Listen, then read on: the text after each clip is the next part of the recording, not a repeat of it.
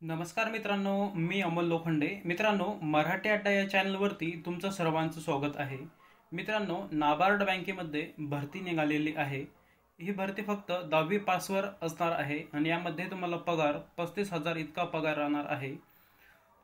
मित्रांनो, या व्हिडिओमध्ये आपण या जाहिरातबद्दलची संपूर्ण माहिती स्टेप बाय स्टेप एकच व्हिडिओमध्ये पाहणार आहोत. म्हणजे निवड प्रक्रिया काय असणार, वय मर्यादा काय असणार, पगार काय असणार, अभ्यासक्रम काय असणार, याची संपूर्ण माहिती आपण या व्हिडिओमध्ये स्टेप बाय स्टेप जाणून घेणार आहोत.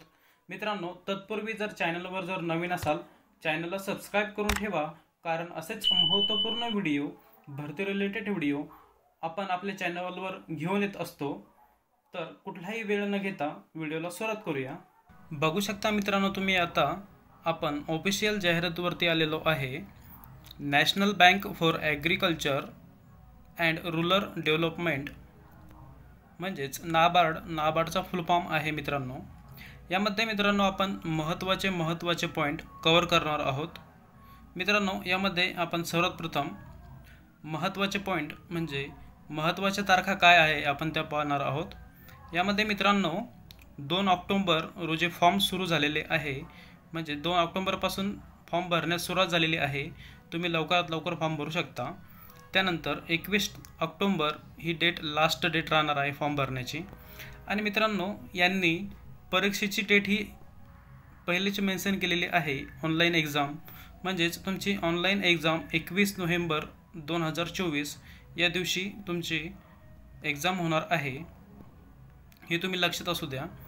त्यानंतर मित्रांनो, कोणत्या कॅटेगरीसाठी आणि राज्यासाठी किती जागा आहे आपण त्या जाणून घेणार आहोत.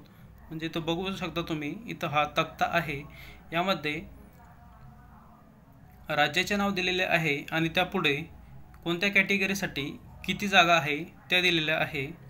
यामध्ये आपण बघू शकतो मित्रांनो, ही जॉब ऑफिस असिस्टंट याच्यासाठी आहे. तुमचं पदाचं नाव राहणार आहे ऑफिस अटेंडंट OA, हे तुमच्या पदाचं नाव राहणार आहे. तुम्ही बघू शकता अशा प्रकारे जाहिरात आहे. आपण महाराष्ट्राचा विचार करता मित्रांनो, यामध्ये महाराष्ट्रासाठी 35 जागा आहे. सर्वात जास्त जागा महाराष्ट्रामध्येच आहे. तुम्ही बघून घ्या तुमच्या कास्टनुसार किती जागा आहे. PDF लिंक मी डिस्क्रिप्शन बॉक्समध्ये देत आहे, तिथून तुम्ही चेक करू शकता. त्यानंतर मित्रांनो, आपण एलिजिबिलिटी क्रायटेरिया म्हणजे एज्युकेशन क्वालिफिकेशन काय राहणार आहे आपण ते जाणून घेऊया. मित्रांनो, यांनी एक महत्त्वाची अपडेट याच्यामध्ये दिलेली आहे. म्हणजे तुम्ही 10वी पास असाल तर तुम्ही हा फॉर्म भरू शकता. म्हणजे 10वी पासवर हा फॉर्म आहे. त्यानंतर इथे त्यांनी मेन्शन केलेलं आहे की हा 3 नंबरचा जो पॉईंट आहे त्यांनी इथे मेन्शन केलेला आहे, the candidate should be an undergraduate as soon 1/10/2024. म्हणजे जो विद्यार्थी अंडर ग्रॅज्युएट म्हणजे शिकत आहे असा फॉर्म भरू शकतो. तर जे ग्रॅज्युएशन त्यांचं कंप्लीट झालेलं आहे, म्हणजे हायर एज्युकेशन ज्यांचं आहे, जसं BA BCom BSc BBA engineering वगैरे त्यांचं झालेलं आहे कंप्लीट, ते याला फॉर्म भरू शकत नाही. म्हणजे तुमची 12वी झालेली आहे आणि तुम्ही डिग्रीसाठी ॲडमिशन घेतलेलं आहे आणि तुमचं ॲडमिशन सध्या चालू आहे, कंप्लीट नाही झालेलं तरी तुम्ही याला फॉर्म भरू शकता. त्यानंतर मित्रांनो, आपण याच्यामध्ये एज काय राहणार आहे, एज क्रायटेरियामध्ये काय राहणार आहे, कोणत्या कॅटेगरीला किती सूट असणार आहे एजमध्ये, आपण ते जाणून घेऊया. मित्रांनो, यामध्ये कमीत कमी 18 वर्ष आणि जास्तीत जास्त 30 वर्ष इतकी वयमर्यादा आहे. यामध्ये मित्रांनो 2/10/1994 ते 1/10/2006 यामधले जे कॅन्डिडेट आहे तेच फॉर्म भरू शकता. आणि यामध्ये एज रिलॅक्सेशनमध्ये येथे SC STसाठी 5 वर्ष सूट आहे, OBCसाठी 3 वर्ष आहे आणि दिव्यांगासाठी 10 वर्ष सूट. म्हणजे कॅटेगरीनुसार त्यांनी दिलेलं आहे. जनरलसाठी 10 वर्ष आणि OBCसाठी 13 वर्ष, SC STसाठी 15 वर्ष असे सूट दिलेले आहे. आणि एक सर्व्हिसमॅनसाठी 50 वर्ष आणि ज्यांना हजबंड नाही आहे त्यांच्यासाठी 10 वर्ष. म्हणजे डिवोर्स वगैरे झालेला आहे त्याच्यासाठी 10 वर्ष. त्यानंतर मित्रांनो आपण बघूया मित्रांनो यामध्ये आपण सिलेक्शन प्रोसेस काय आहे आपण ते जाणून घेऊया.